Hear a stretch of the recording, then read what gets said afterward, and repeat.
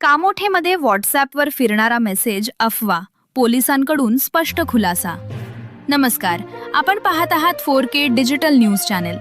कामोठे परिसरात सध्या व्हॉट्सॲप ग्रुपवर एक खळबळजनक मेसेज मोठ्या प्रमाणात फिरत असून हा मेसेज खोटा व अफवा प्रसारित असल्याचं पोलिसांनी स्पष्ट केले। सदर मेसेजमध्ये सेक्टर 35 कामोठे येथील एका सोसायटीत लहान मुलाला पळवण्याचा प्रयत्न झाल्याचा दावा करण्यात आलाय। या संदर्भात अनेक नागरिकांनी पत्रकार गौरव जहागीरदार यांच्याकडे विचारणा केल्यानंतर त्यांनी थेट कामोठे पोलीस स्टेशन येथे जाऊन माहिती घेतली। त्यावेळी पोलिसांनी स्पष्ट केले की या कथित घटनेबाबत कोणतीही अधिकृत तक्रार दाखल झालेली नाही, तसेच अशा प्रकारची घटना घडल्याची कोणतीही पुष्टी नाही।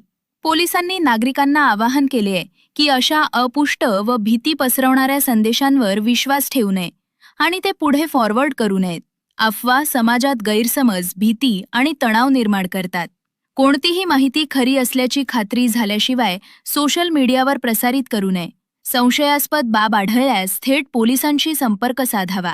प्रशासनानं नागरिकांना संयम राखण्याचं व अफवांना आळा घालण्यासाठी जबाबदारीनं वागण्याचं आवाहन केले आहे। मी सहाय्यक पोलीस निरीक्षक राकेश पगारे, नेमणूक कामोठे पोलीस स्टेशन। काल दिनांक 25 डिसेंबर 2025 रोजी नवी मुंबई कामोठे परिसरातील व्हॉट्सअप ग्रुपवर एक मेसेज व्हायरल झालेला आहे, तो वाचून दाखवतो। Imperial Heights plot number 19 sector 35 Kamothe इथे काल दुपारी एक घटना घडलेली आहे।